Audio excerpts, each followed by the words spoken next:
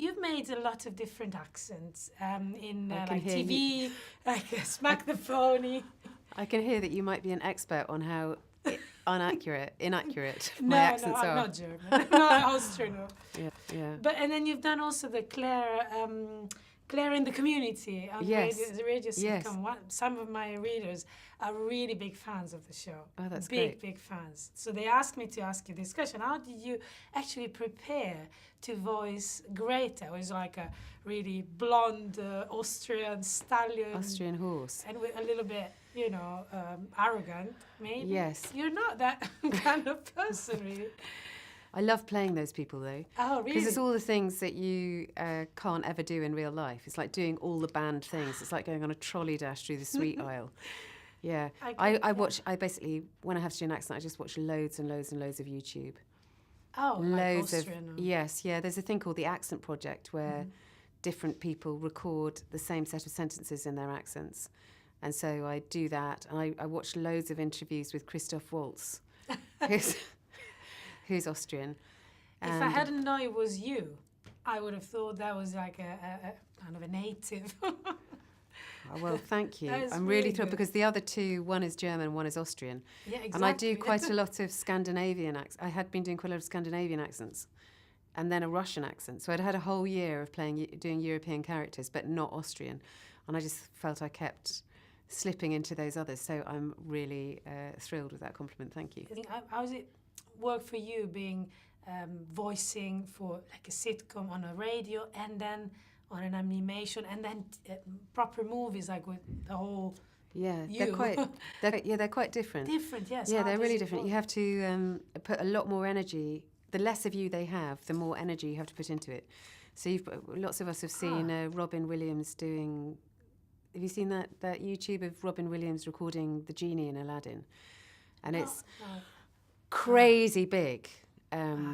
And Because and you have so to express. yeah, you have to basically be. You're Italian. You have to basically. I am. You have to basically be Italian to the power of 10. Oh boy. Yeah. So I was quite sweaty at the end of the session, and David Tennant was on straight after me, and he was like running with sweat, running around. So you have to put so much energy into it. Also, because you're just with your voice trying to convey the actions that the animated characters are doing. So if they're leaping in the air and twizzling, you have to somehow get in your voice that kind of energy. What was your favorite moment in the movie? There are so many great moments for me. There are, personally. lots of What great is your moments. favorite? I really liked the dance off. Yes. I thought the dance off was pretty cool, but really it's the. Oh, I like the chase through the traffic in Madrid. That was brilliant. That was pretty good, wasn't it? But then the big bull ring scene. Oh. I mean, Mine was like the China shop scene. Oh, yeah, that was good. The bull in the China shop. It's already a classic, I think. Yeah, I think they do that really, really well. Blue Sky, as opposed to Pixar, they do these set pieces, a bit like black and white movies. The Keystone Cops, standalone set pieces. Yeah, and I think that's down to Carlos, the director, who is a proper genius. Like if you meet him, he's kind of crazy. He's like an animated character himself, a sort of crazy man-child. He's got 4 kids.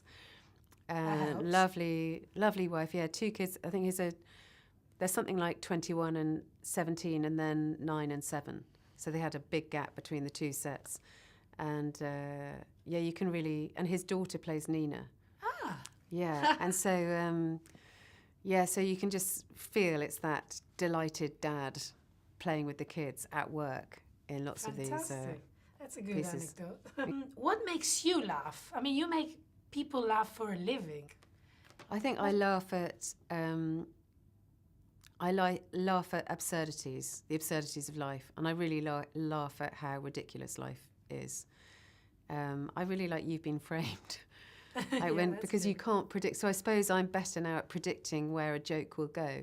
So a structured joke, it has to be really quite surprising to get me to laugh because I know the patterns, but someone who doesn't expect to falling over in a part of the screen where so with You've Been Framed, you don't know where they're going to be in the screen. That's true. So you have the person in front and you imagine something's going to go wrong with that person, but actually the joke is this person in the back who's repeatedly walking into a wall or whatever it is. That makes me laugh. And certain comedians make me laugh, I guess. Julia Louis-Dreyfus makes me laugh always, and Tony Hale is a brilliant, brilliant performer. They're both in Veep. Who else makes me laugh? Aisling B of the stand-ups, she really makes me laugh. Nina Conti really makes me laugh. It's tough to make people laugh. I mean, it must be so much pressure. I mean, I always kids really make me laugh, though. Kids are naturally hilarious, don't you think? I mean, my kids make me laugh. I think I've always thought like comedians have the toughest jobs because they have people have expectations, right, from you. They want you to, to entertain them a lot. Yeah. And it must be really tough to please people. Well, I like to disappoint people on that front. That must but be. It's like you just have to be who you are, and sometimes that's some miserable old perimenopausal woman going around Waitrose. Ferdinand, and I ask you a serious question now. Ferdinand celebrates diversity. It also shows that your destiny can be changed. You don't necessarily you can't be labeled. From you're born as a bull to do the bullfighting, but you're not. So it shows you how to stand up for yourself. And you fought hard for your son with Down syndrome. I followed your sort of speeches and I thought it was, because when I had a child very late as well, and I thought I always had that in my mind, and I always, I loved your approach to that, because I would have done the same, And how do you think, how can the young generation stand up for themselves? I mean, it's tough in this society where everybody wants to look great and super cute and selfie here and there, so shallow, How can they stand up for themselves? I think we need to provide them with doorways out of the echo chamber. And because it is a reducing world, isn't it? So if you think 100 years ago, men were trying to be extraordinary, whereas now we're just trying to be average. And that is, from Fitbits to whatever, it's we're trying to be the same as everybody else. And that's partly because we have, you asked a serious question, I'll give you a really serious answer. That's partly because without noticing it, utilitarianism has taken over everywhere. So it benefits you to be bang in the middle. It doesn't benefit you to be an outlier. Like in a society where healthcare is rationed, we're only going to research cures for the most common things, aren't we? Yeah. So if you have a rare cancer, bad luck. So I think, So I think, and we are not in a society that treats people as equal. I mean, we really are not. We need to stop pretending that we do. And I think there's various doorways out of.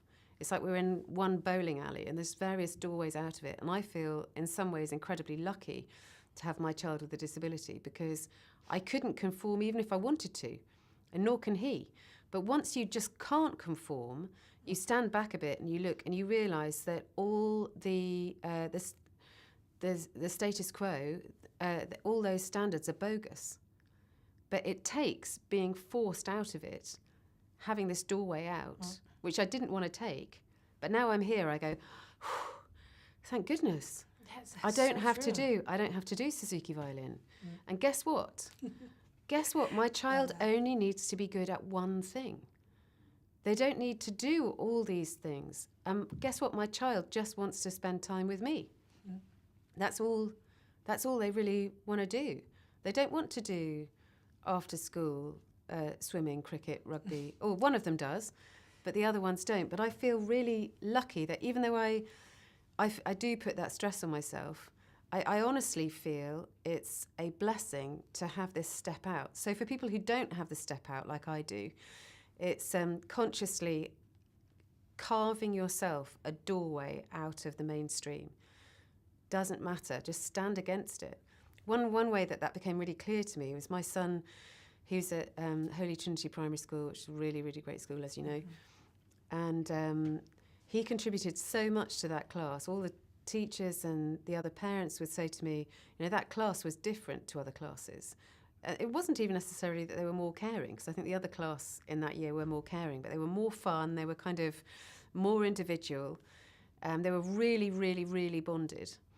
And yet my son doesn't score on any official tables. He his score at the end of school is 0. but he contributed so much. So we go, well, listen, we're not measuring the things that actually matter. We're not measuring relationship. We're not measuring getting a community working together. We're not measuring joy. We're not measuring people's self-esteem, any of the things that actually matter. So let's step out of that channel, or allow ourselves sometimes to step out of that channel and view things from a different perspective, and just give ourselves a break. London mums, give yourselves a break. Thank you so much, No worries. Sally. This is the best advice I've ever received. Oh, great.